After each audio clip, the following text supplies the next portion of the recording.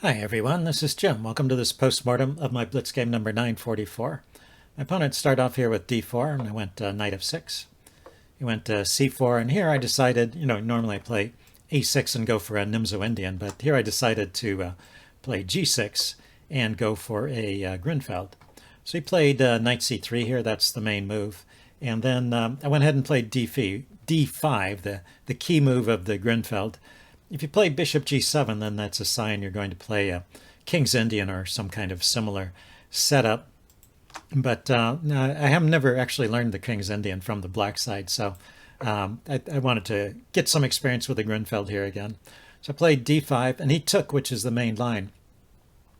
Although it's interesting because he followed up with knight f3 and bishop g5, which are all fourth move choices. Also bishop f4. These are all kind of respectable ways of playing against the Grunfeld. So c takes d5, I'm expecting him to go into the main line, but actually after c takes d5 and I take, he didn't continue with the main line, which would be e4, but instead he played knight f3.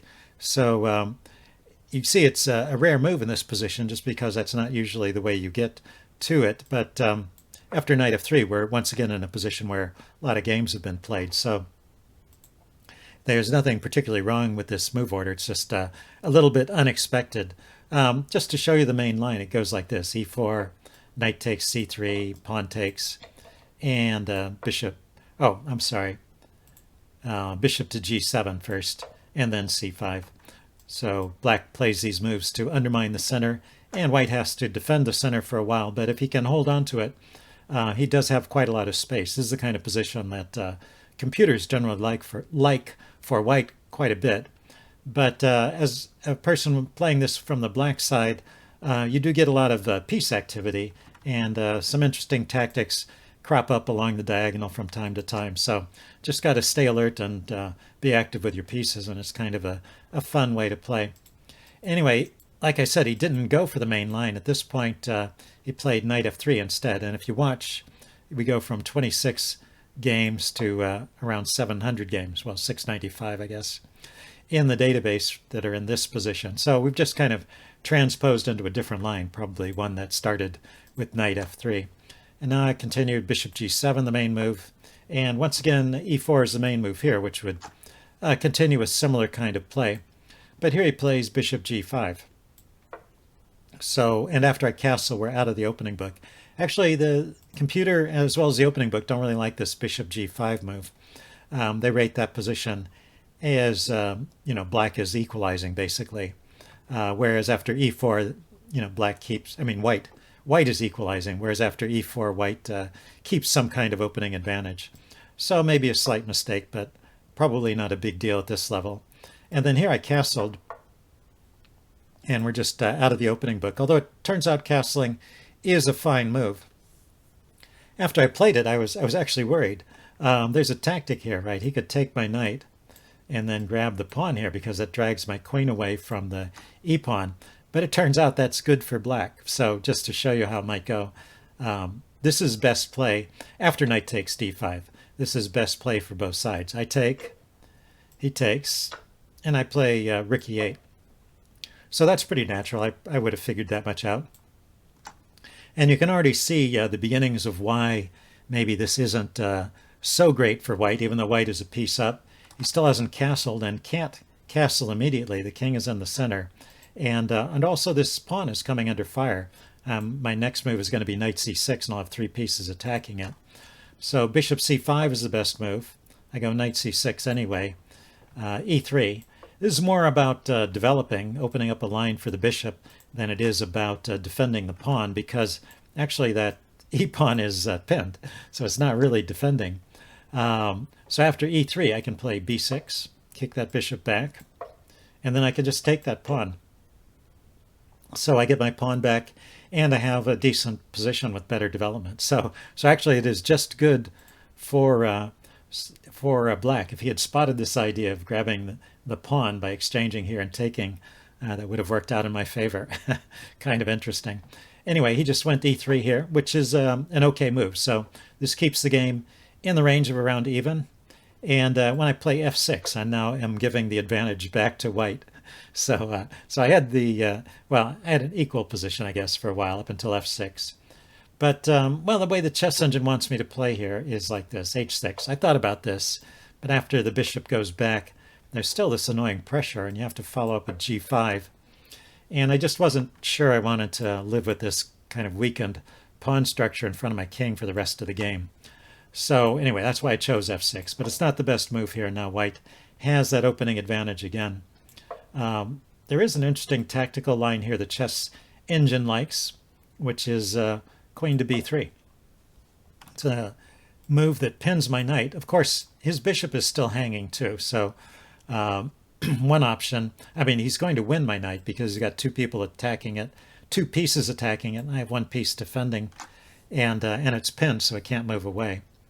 I can defend it for a while by playing c6 is probably the best move. It's not so great to take here right away because the knight comes in, or maybe brings in the queen with a check and threatening to win the pawn back. And if I trade queens, then the knight comes in with a threat on c7 there, and also attacking my rook in the corner if he gets to that square. So that's actually pretty good for white. So I have to, I can't take the bishop right away. I have to defend for a move with c6 or maybe e6 to break the pin.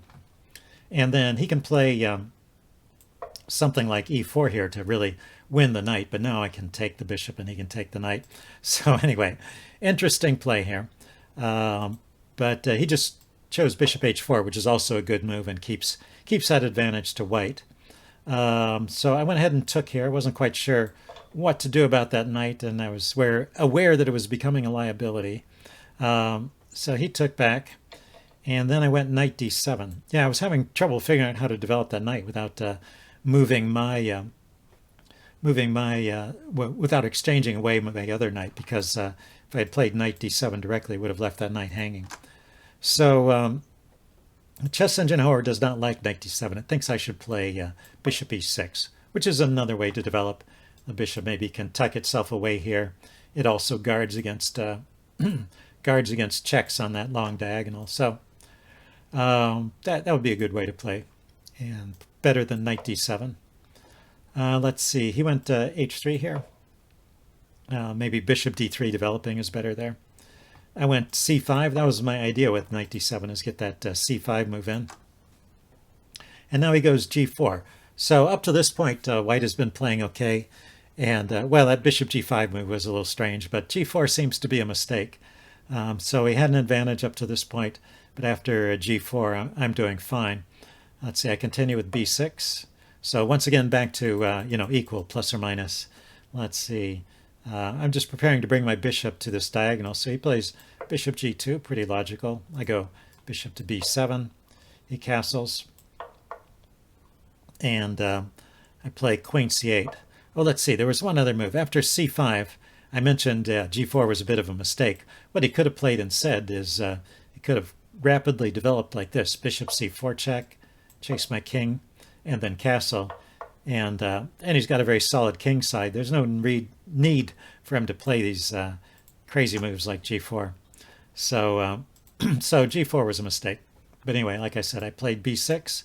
We both put our bishops on the diagonal. He castles, and I go queen c8. So I'm defending my bishop in case the diagonal opens up quickly. I didn't want to defend with the rook because his bishop would just poke at it from g3 there. So this seems to be okay.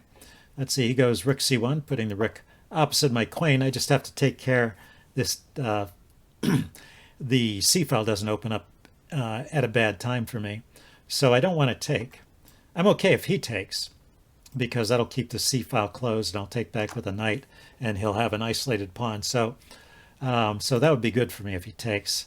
So I played e5, trying to encourage him to exchange something.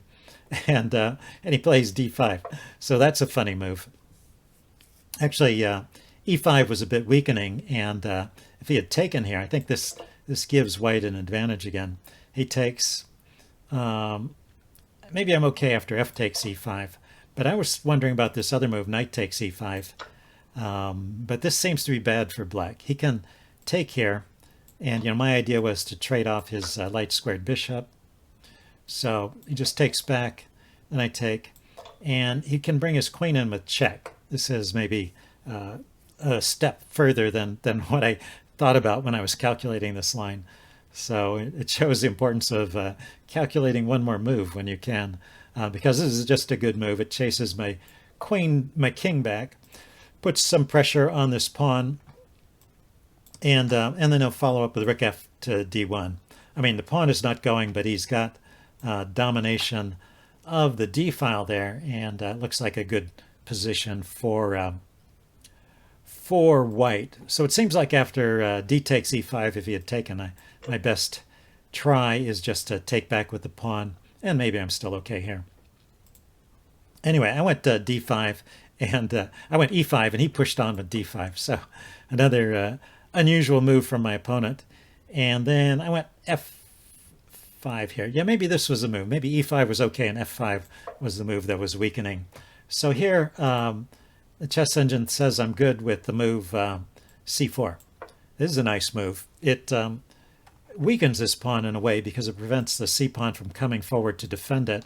Now he can still bring the e pawn forward to defend it, but then I get also this good perch for my knight. So that c5 to c4 move opens up the c5 square for the knight, which is again attacking his center, and then maybe I can get in f5 at a good time here with pressure on the center. So that would be best play. I went f5 immediately, and he pushed on. Oh, he pushed with e4, so just defended his pawn in the center.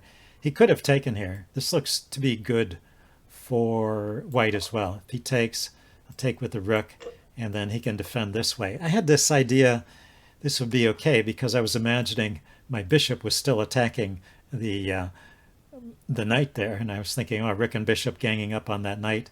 Maybe I can bring the queen over, looking pretty good. But in fact, of course, with the c5, he's solidly cemented the with c4, he's solidly cemented that pawn on e5, and it's going to be very hard for me to get pressure on that diagonal. It's blocked in his bishop too, but this is a position where white is better. But instead, he played e4, defended this way. So now I can take, and this weakens him around the king side. So this is okay for me until I play knight f6. So I play a good move, and then then I don't. I thought knight f6 was a great move because it's attacking these pawns and opens up that diagonal for my queen to come in, take a pawn in front of his king. Looks very dangerous, but he has a really an excellent defense there. So you can think about this while I discuss the move I should have played. So c4, once again, is a move I should have played, opening up this square for my knight, and that still will allow this diagonal to be opened for my queen to look at the g-pawn. Okay, so what's the answer? What should white play here after knight f6? Let's see, let's back up. I didn't play c4, I played knight f6. And yeah, the move for white is to take this pawn. And I didn't appreciate this until after the game. I was assuming I could still take something here, but in fact, knight takes e5 defends everything, right? His knight and queen are both defending the g-pawn, so even though I'm attacking it twice, it's defended. And it also opened up his bishop to defend the e-pawn. So he's just snagged a pawn, everything's defended.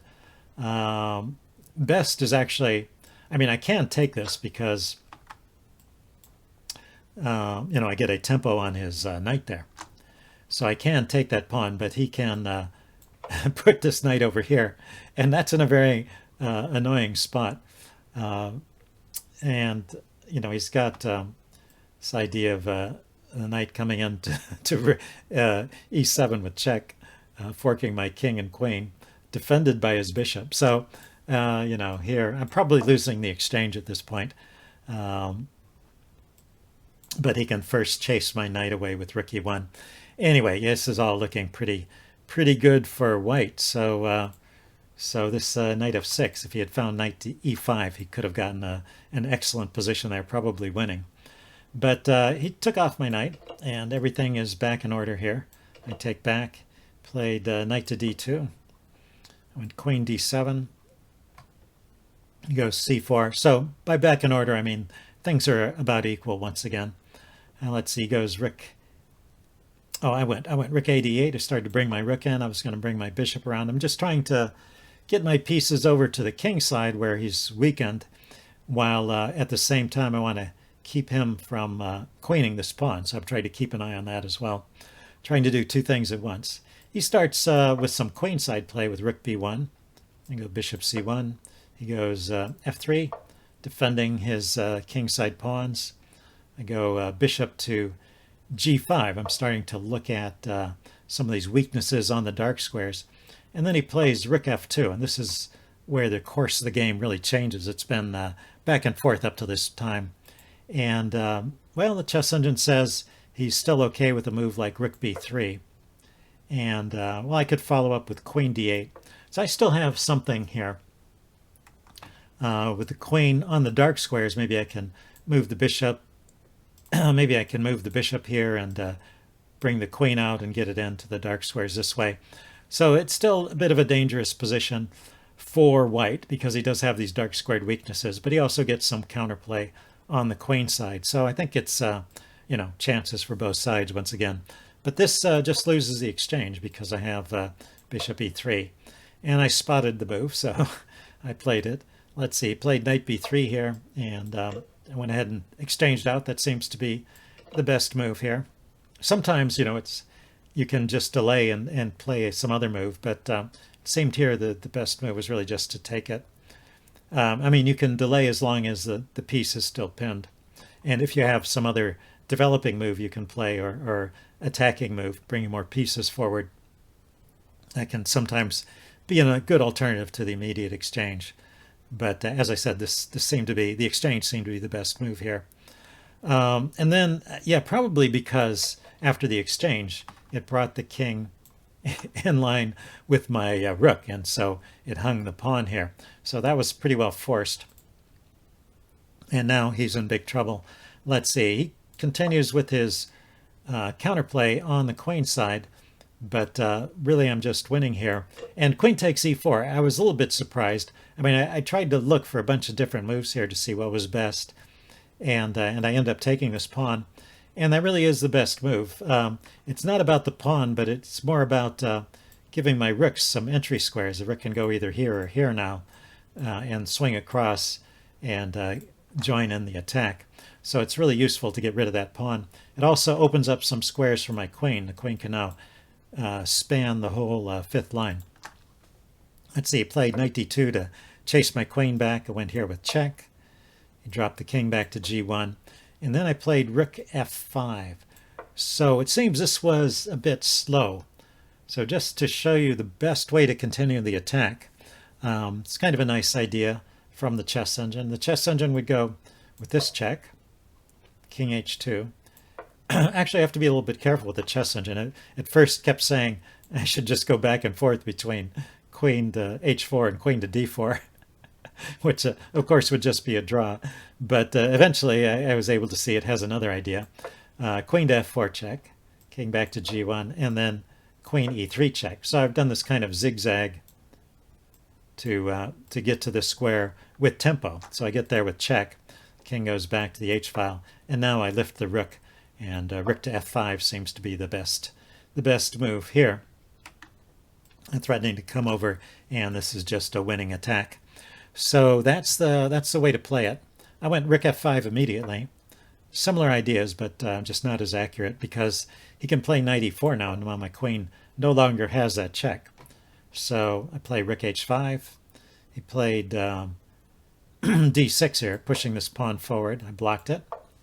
And then he went queen d5 check. That was his idea. It wasn't just about pushing the pawn, but also getting the queen behind my lines, which is a bit unnerving. Oh, let's see, I went to g7. I think that's okay as well. Let's see, he went to b7, pinning my bishop and actually threatening to take it. So I paused to defend. And now my queen's defending the rook's defending the bishop. So everything is okay. His king is still under attack, but I was having trouble figuring out the best way to prosecute the attack here. And we'll see, I go astray after a little bit. So I'm still okay at this point, though. Okay in the sense of just winning. He goes with a5. I come in with the check. He goes king f2, and I drop back to h4 check. He could have just gone back, but he kept running this way. So I was still struggling to find a way in. And, I was thinking about this move here, but his queen has pinned it, so that's not possible at the moment. And even if I do manage to get my bishop here, maybe he can bring his rook over and pin it. So it wasn't entirely clear what the best way to proceed was. You want to exchange off the defenders around the enemy king, but I was having trouble figuring out how to do that. Let's see. After king e2, I brought my rook back to f5. He took on b6. I took back, and he took with the rook. So his rook and his queen are both in now. And here I played rook back to f7. So defending and unpinning the bishop. So now this rook is free to move, and maybe I can also move my bishop with tempo sometime. Here he played knight takes c5, hitting my bishop, and I moved the bishop to g4, which was not the best move here. But it's actually a little bit tricky to find the best move. But well, I will show you one thing I could have tried here. I could have tried this bishop h3 idea now, and after bishop h3, he can come back with the queen like this, and the chess engine gives this line: queen takes e4.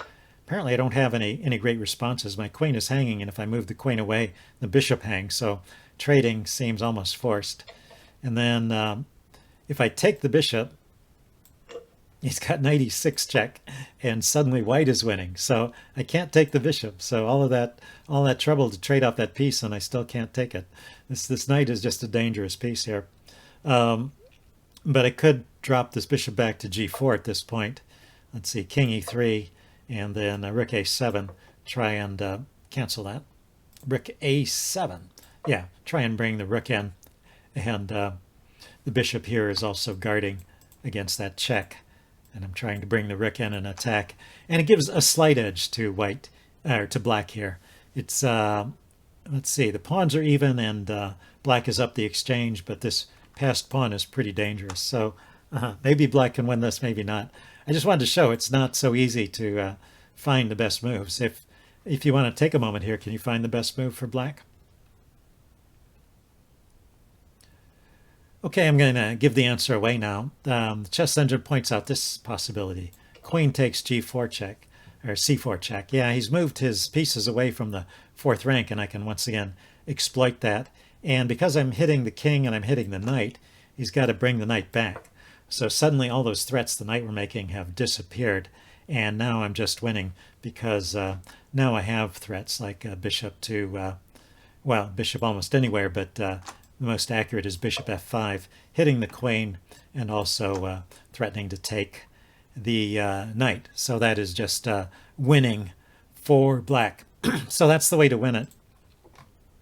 After bishop to g4, which I played in almost a state of panic, I was kind of running out of ideas here. My opponent was low on time. I still had some time left, but I don't like it. I get nervous when my opponent is low on time. So that's a blunder, and the game is a draw at this point. So white can draw, but well, it requires precise play. I'm still attacking, and he eventually didn't find the best move at a certain point. So, but queen e4, this is good. Let's see, I went ahead and played the exchange. There doesn't seem to be anything especially good here. Everything seems to be drawn at this point. He takes back. I at least get this check in, and this is the point where he blunders. He had three moves actually that would still be a draw. He could have played the bishop back to g2, and he could have moved his king either to f1 or to d3. So any of those three moves, it's a draw. Anything else is losing. Well, there aren't too many choices here, but he moved his king here, and I spotted the skewer, and so this is winning. He went king d3, and I pick up the knight. So I've eliminated all of those threats from the knight, and I'm a piece up. So I'm actually what is this now? 2 rooks and the queen. I'm just up. I'm just the exchange up. But once again, I'm on the attack, and this pawn is under control. He doesn't have all those threats with the knight, so this is just winning for black, and he ran out of time here looking for a move. Anyway, it was a fun game. I hope you guys enjoyed it, and I will see you again next time. Bye.